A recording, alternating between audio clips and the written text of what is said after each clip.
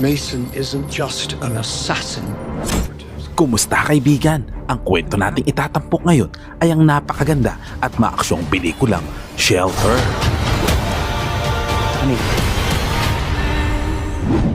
Nagsimula ang kwento sa isang liblib na isla kung saan makikitang nakatayo ang isang watchtower. Sa loob nito, makikita natin ang ating bida na si Mike Mason habang pinagmamasdan niya ang isang supply boat na papalapit sa Pampang. Ang bangkang ito ang naghahatid sa kanya ng dingguhang supply sa isla.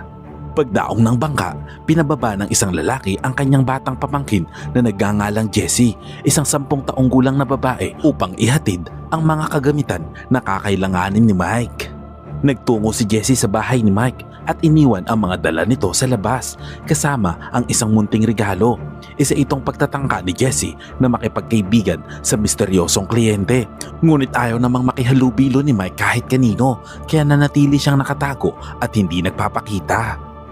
Kalaunan ay umalis na si Jessie at ang ganitong gawain ay paulit-ulit na nangyayari sa loob ng maraming buwan. At isang chessboard lamang ang tanging bagay na nagbibigay sa kanya ng kaunting ligaya. Makikita ang payak na pamumuhay ni Mike. Tahimik na lumilipas ang mga araw sa kanyang bahay kasama ang kanyang aso bilang kanyang katuwang. Lumipas pa ang ilang buwan at isang araw ay muling dumating si Jessie dala ang panibagong supply. Sa pagkakataong ito, naroon si Mike nang tawagin naman siya ni Jessie. Lumabas siya upang alamin kung ano ang kailangan nito.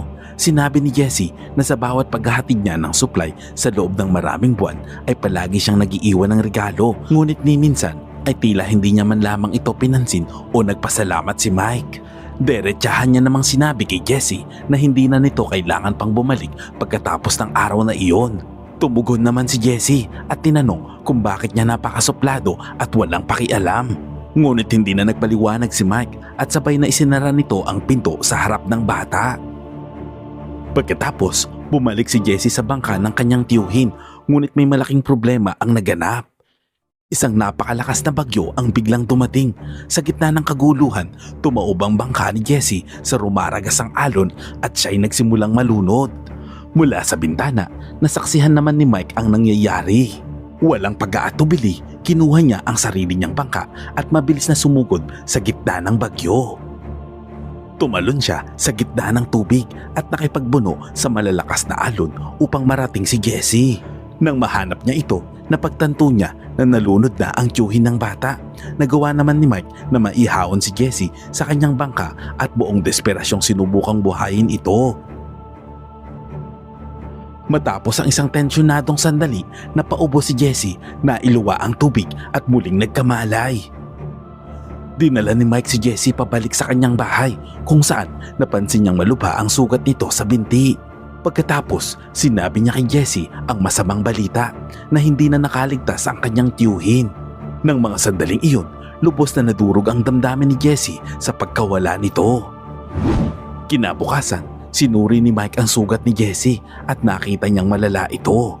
Ginamot naman niya ito sa abot ng kanyang makakaya. Samantala, nagtanong si Jessie kung bakit hindi niya kinokontak ang iba pa nitong kamag-anak.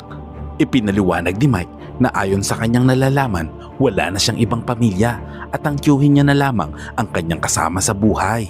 Nagulat naman si Jessie kung paanong alam ni Mike ang ganoong karaming detalye tungkol sa kanya. Ipinaliwanag ni Mike na kaibigan niya ang tiyuhin ni Jessie at magkasama silang naglingkod doon sa Navy. Pagkatapos nito, lumabas si Mike upang asikasuhin ang kanyang pang-araw-araw na gawain at iniwan si Jessie na mag-isa sa bahay. Habang wala si Mike, nakakita si Jessie ng isang kutsilyo sa loob ng bahay at itinago niya ito para sa sariling proteksyon. Nang gabing iyon, nagising si Mike at nakita si Jessie na binabangungot. Lumapit siya upang gisingin ang bata, ngunit bigla nitong nilabas ang kutsilyo at itinutok sa kanya. Hindi naman natinag si Mike. Sa halip, mahinahon niya itong kinausap hanggang sa kumalma. Sa kanya itinuro ang tamang paraan ng paghawak ng kutsilyo at kung paano ipagtanggol ang sarili sakaling kailanganin niya balang araw. Lumipas ang panahon, inalagaan ni Mike si Jessie na parang sarili niyang anak. Tiniyak niyang kumakain ito ng sapat at maayos ang kalagayan. Samantala, Naging malapit naman si Jessie sa aso ni Mike at naglalaan na maraming oras sa paglalaro kasama nito. Lihim namang ikinatuwa ito ni Mike habang pinagmamasdan ang dalawa. Kalaunan, nalaman ni Jessie na hindi man lang binigyan ni Mike ng pangalan ang kanyang aso. Kaya nagpasya si Jessie na tawagin itong Tommy. Ibinahagi rin niya na marunong siyang maglaro ng chess, bagay na tunay na humanga si Mike. Samantala, muli niyang sinuri ang sugat sa binti ni Jessie. Ngunit hindi pa rin umuhupa ang pamamaga nito. Napagtanto ni Mike na kailangan niyang pumunta sa mainland upang makakuha ng tamang gamot. Kaya't sumakay siya sa kanyang bangka at nagtungo sa pinakamalapit na bayan. Sa loob ng tindahan, tinakpan niya ang kanyang mukha at maingat na iniwasan ang mga security camera. Samantala, sa kabilang panig ng karagatan sa London, lumipat ang eksena sa isang delikado at mataas na antas ng pagdinig ng gobyerno.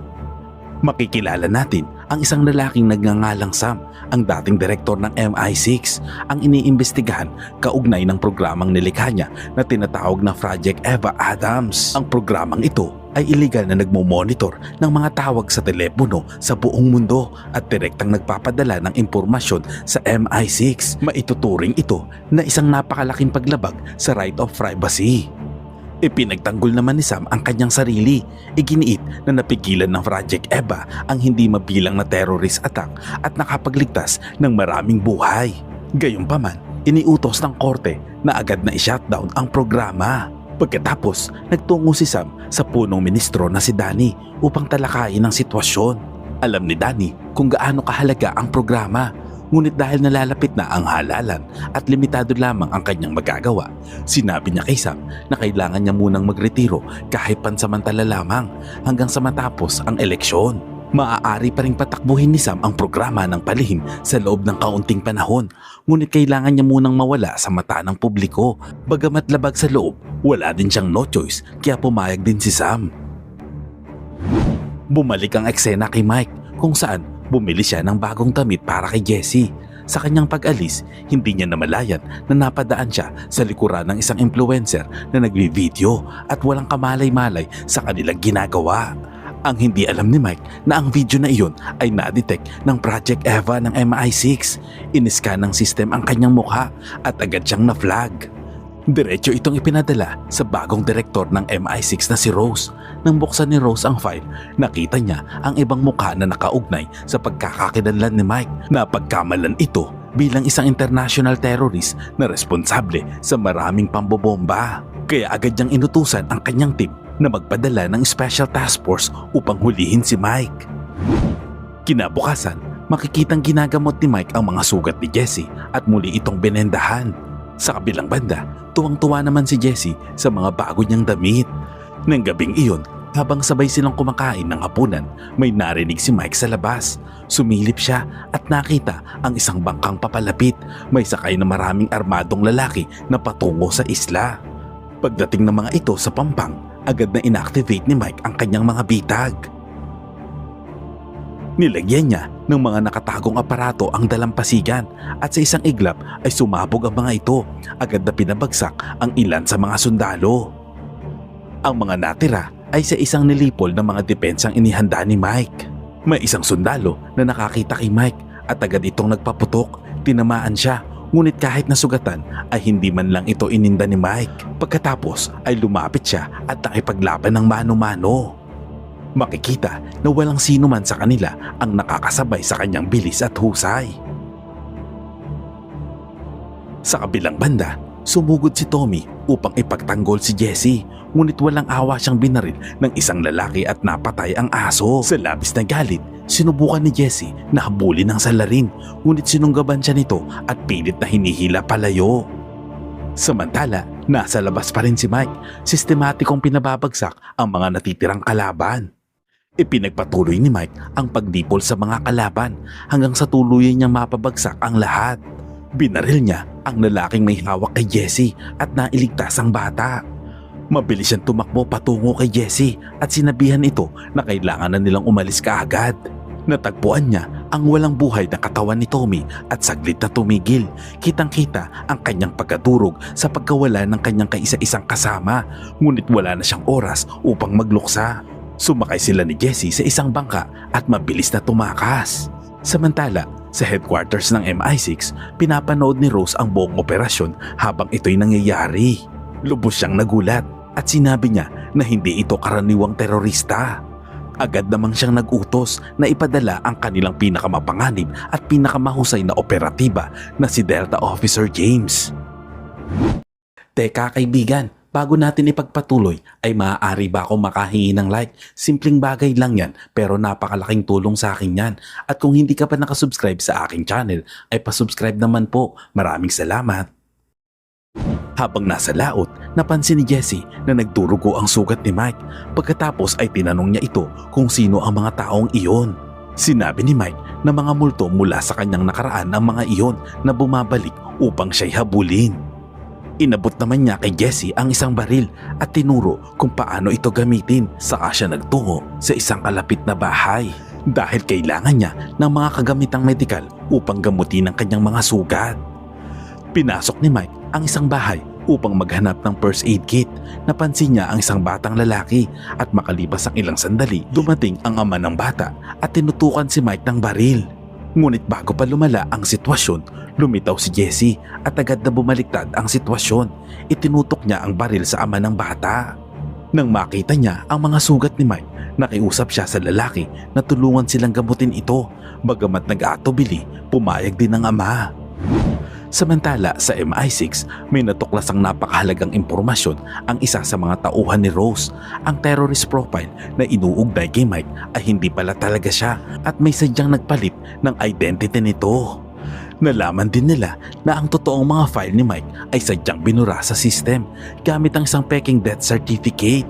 Unti-unting lumabas ang katotohanan na si Mike ay isang dating agent ng MI6. Nabigla si Rose at kailangan niya ng mga sagot at iisa lamang ang taong makakapagbigay noon. Ito ay si Sam. Ngunit ng mga sandaling iyon, ang lahat ng datos ng operasyon ni Mike ay tuluyan ng binura. Sa pamamagitan ng Eva, nalaman din ni Sam na buhay pa si Mike at labis din siyang nagulat. Agad siyang nagpadala ng mensahe kay James at sinabing si Mike ay isang Black Kite Delta Ops at nagbigay siya ng order ng shoot to kill kasama ang bata. Balik sa bahay, natapos ng lalaki ang paggamot kay Mike. Paalis na sana si Mike nang mapansin niya na tumawag na pala ng pulis ang anak nito. Sinabihan ni Mike ang pamilya na magtago sa loob ng bahay habang pinalilibutan ng mga pulis ang lugar. Samantala, mula sa malayo, binabantayan ni Rose at ng kanyang team ang buong operasyon. Habang papasok ang mga pulis, nagtangkang tumakas ang mag-ama. Ngunit si James na nakapwesto bilang sniper ay walang awang binaril ang ama at napatay ito. Nailigtas ni Mike ang bata, saka mabilis na sinunggaban si Jesse at tumakas palabas sa likurang bahagi. Ngunit mayroon na palang mga pulis na naghihintay doon, kaya nilabanan sila ni Mike. Kinuha ang kanilang armas at ninakaw ang isa sa kanilang sasakyan. Hinabol sila ni James sakay ng isa pang sasakyan at pinaputukan ang kotse ni Mike. Kumanti si Mike sa pamamagitan ng pagbangga sa sasakyan ni James hanggang ito ay lumihis sa kalsada bago tuluyang tumakas. Sa ibang eksena, tinawagan ni Rose si Sam at humihingi ng paliwanag tungkol kay Mike Mason at kung bakit binura ang lahat ng kanyang files. Dito na ikinuwento ni Sam ang buong katotohanan. Taon na ang nakalipas nang nilikha niya ang Black Kite Ops Department. At si Mike Mason ang unang opisyal nito, isang elite assassin na sumusunod sa bawat utos at walang alinlangang pinapatay ang pinakamapanganib na tao sa buong mundo. Ngunit kalaunan ay binigyan ni Sam si Mike ng isang misyon na patayin ang isang dayuhang opisyal na umano'y banta sa pambansang seguridad. Tumanggi si Mike at pinaghihinalaan ni Sam na maaaring naimpluwensyahan o nakompromiso si Mike ng target. Dahil dito, itinuring si Mike na isang taksil at isang kalaban. Pinaalalahanan ni Sam si Rose na si Mike ang isa sa pinakamapanganib na operatibang kanyang sinanay. At kung nais nila itong pigilan, kailangan nilang ilabas ang lahat ng puwersang mayroon sila. Pumayag si Rose, ngunit hindi siya lubusang naniwala kay Sam. Inutusan niya ang kanyang team na mag-imbestiga pa ng mas malalim at dito nila natuklasan na tunay nga ang kanyang kwento.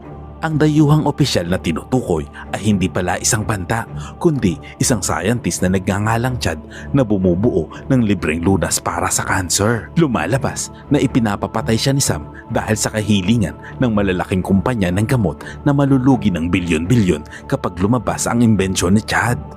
Ito ang dahilan kung bakit tumanggi si Mike sa utos at tuluyang sumalungat sa MI6. Habang binabantayan ni Sam ang mga pangyayari sa pamamagitan ng security camera, napagtanto niya na alam na ni Rose ang katotohanan. Sa kabilang banda, nagpatuloy ang biyahe ni na Mike at Jessie. Tinanong ni Jessie kung dadalhin ba siya ni Mike sa kanyang pamilya. Sumagot naman si Mike na wala siyang pamilya. Ayon sa kanya, ang pagkakaroon ng pamilya ay magdudulot lamang ng kahinaan at panganib sa kanya. Kaya kinailangan nitong ilayo si Jessie dahil sa delikadong mundo na pinasok niya. Ilang sandali pa, dumating sila sa isang simbahan at nakipagkita kay Father Dick na siyang dating partner ni Mike at dating IT specialist ng MI6. Nagulat si Dick nang makita si Mike na may kasamang batang babae. Ipinaliwanag ni Mike na si Jessie ay napasama lang sa maling lugar at maling pagkakataon. Pagkatapos, magkasama nilang hinak ang EVA system at muling inactivate ito. Dito, nalaman ni Dick kung bakit hinahabol ng MI6 si Mike. Ang bagong pagkakakilanlan nito ay nabunyag at maling inuugnay sa isang terrorist profile. Agad nilang napagtanto na si Sam ang nasa likod ng lahat. Hiniling ni Mike kay Dick na iligtas at itago muna pansamantala si Jessie habang siya ang naharap sa mga panganib. Tumanggi si Dick, ngunit napansin ni Jessie ang iniinom nitong gamot at sinabing pamilyar iyon sa kanya dahil ang kanyang ina ay namatay sa kanser ilang taon na ang nakalipas. Inamin ni Dick na 5 buwan na ang nakaraan nang siya'y madiagnose. Nalungkot naman si Mike para sa kanyang matalik na kaibigan. Samantala, nagpasya silang humingi ng tulong kay Chen, isang mapanganib na kriminal na tanging pag-asa na lamang nila ngayon. Habang lumalabas si Dick upang ihanda ang sasakyan, nakaramdam si Mike ng panganib. Nakita niya na nasundan sila ni James. Ilang sandali pa, nagharap sina Mike at James sa isang matinding labanan. Pareho silang bihasang mamamatay tao at walang sino man sa kanila ang nais magpatalo. Nagawa namang sugatan ni Mike si James at mabilis na kinuha si Jessie at tumakas kasama si Dick. Sinubukan silang habulin ni James, ngunit hindi sila nito inabutan. Tinanong ni Jessie kung sino ang mapanganib na lalaking iyon. Ipinaliwanag ni Dick na si James ang batang bersyon ni Mike, ang agent na pumalit dito sa MI6 at ngayon ang gumagawa ng parehong madugong trabaho na dati ginagawa ni Mike. Sa huli, magkasamang nagtungo sina Mike at Jessie sa lungsod upang makipagkita kay Chen. Tinanong ni Jessie kung bakit hindi siya maaaring sumama kay Mike. Ipinaliwanag ni Mike na napakalaki ng panganib na sumusunod sa kanya at ang tanging paraan upang matapos ito ay tuluyang tapusin kung saan ito nagsimula. Pinakiusapan naman siya ni Jessie na mangakong manatiling buhay, ngunit hindi naman magawang sumagot ni Mike. Nang gabing iyon, dumating sila sa isang nightclub. Nahagip naman ng security camera ang kanilang mga mukha na agad na nag-alerto kay na Sam at Rose. Kapwa nila ipinadala ang kani-kanilang mga tauhan sa lugar. Sa loob ng nightclub, nakipagkita si Mike kay Chen, isang makapangyarihang crime boss na lubos na nagulat nang makita siya. Akala nito'y matagal nang patay si Mike. Dito ay hiniling ni Mike kay Chen na tulungan si Jessie na makarating sa Spain na may bagong pagkakakilanlan at sapat na pera upang manatiling ligtas. Ngunit tumanggi si Chen. Kalmadong ipinaliwanag ni Mike na ang kanyang hacker ay may detalyadong impormasyon tungkol sa mga container ng mga babaeng ibinabiyahe ni Chen at itinatago sa kanyang mga pantalan. Kapag hindi siya tumulong, diretso itong ipapadala sa MI6 na magdudulot kay Chen ng pagkalugi ng milyong-milyong dolyar. Dahil wala siyang no choice, napilitan si Chen na pumayag at sinabing maghintay sila habang inaayos niya ang lahat. Malungkot naman at may halong sama ng loob si Jessie dahil sa ginawa ni Mike. Maya-maya, bumalik si Chen dala ang isang passport at salapi. Sinabi sa kanila na makipagkita sa kanyang tauhan sa pantalan. Ito ang maghahatid kay Jessie patungong Spain at pumayag naman si Mike. Sa kanilang paglabas ng nightclub, biglang sinalakay ang gusali ng maraming armadong lalaki mula sa grupo ni na Sam at Rose. Agad na umatake si Mike at isa-isang pinabagsak ang mga kalaban. Maya-maya, ay kumalat ang bangkay sa loob ng nightclub. Samantala, ang isa sa mga kalaban ay nakuha si Jesse at kinaladkad ito palabas patungo sa isang itim na van. Humingi naman ng tulong si Mike kay Dick at hinak ni Dick ang mga security camera at ginabayan si Mike patungo sa van. Sumugod si Mike palabas at sistematikong pinatay ang bawat kalaban na humaharang sa kanyang daraanan. Nailigtas niya si Jesse na nanginginig sa takot at doon tuluyang naunawaan ng bata ang panganib na sinasabi ni Mike. Muli silang nakatakas, ngunit nakita sila ni James at agad silang hinabol. Sa huli, nakarating sina Mike at Jesse sa pantalan kung saan naroon ang mga tauhan ni Ched na naghihintay kasama ang isang bangka. Sinabi ni Mike kay Jesse na magiging ligtas siya sa Spain. Ngunit sinabi ni Jesse na sa mga panahong lumipas, si Mike lang ang tanging pamilya na nakilala at minahal niya. Nangako naman si Mike na walang masamang mangyayari sa kanya. Bigla namang umalingaw-ngaw ang isang putok ng baril. Walang pag-aalinlangan, itinulak ni Mike si Jesse papasok ng bangka at mabilis na umalis ang mga tauhan ni Ched kasama ang bata. Pagkatapos, nakita ni Mike si James na papalapit. Hinamon niya ito ng suntukan, walang baril at walang sandata. Nagbanggaan ang dalawang elite operatives sa isang matinding bakbakan. Pinatunayan ni Mike na kahit mas matanda siya, ang isang leon ay mananatiling leon. Sa huli, kinuha niya ang isang malaking bakal at ibinigay ang huling hampas na tuluyang kinamatay ni James. Pagkatapos ay tahimik na lumakad palayo si Mike. Kinabukasan, sa bahay ni Sam, napansin niya na patay na ang lahat ng kanyang gwardya. Alam niya na agad na nasa loob si Mike. Nang magkaharap sila, sinabi ni Sam na siya ang pinakamagaling na armas na meron siya noon. Ngunit nagbago ang lahat nang tumigil ito sa pagsunod sa kanyang mga utos. Tumugon naman si Mike na kung ang pakay lamang niya ay pumatay kapalit ang pera, mas pipiliin niya na lamang na maging isang hired killer kaysa sumali sa MI6. Iginiit ni Sam na ang pera ang nagpapatakbo sa mundo at inalok nito si Mike na magsanib puwersa sila. Ayon dito, maaari nilang pamunuan ng MI6 ng magkasama. Ngunit sumagot si Mike na kung iyon ang gusto niya, matagal na sana niyang ginawa, 10 taon na ang nakalipas. Pagkatapos, walang pag-aalinlangan na binaril niya si Sam sa ulo dahilan upang mawalan agad ito ng buhay. Isang buwan nang lumipas, makikita si Jesse sa Spain na nakaupo sa isang restaurant. Binabantayan siya ni Rose sa pamamagitan ng Project Eva, kumbinsidong hindi siya basta iiwan ni Mike. Sa labas, nagpadala si Mike kay Jesse ng isang regalo, isang queen na pyesa ng chess. Habang palihim siyang lumalakad palayo, makikita ang ngiti nito sa kanyang mukha. Sa loob, natanggap ni Jesse ang regalo at agad niyang naunawaan na buhay pa si Mike at napangiti rin siya. Ang moral lesson ng kwentong ito ay kung meron ang Pilipinas ng katulad ni Mike ay malamang ubos ang lahat ng buhaya.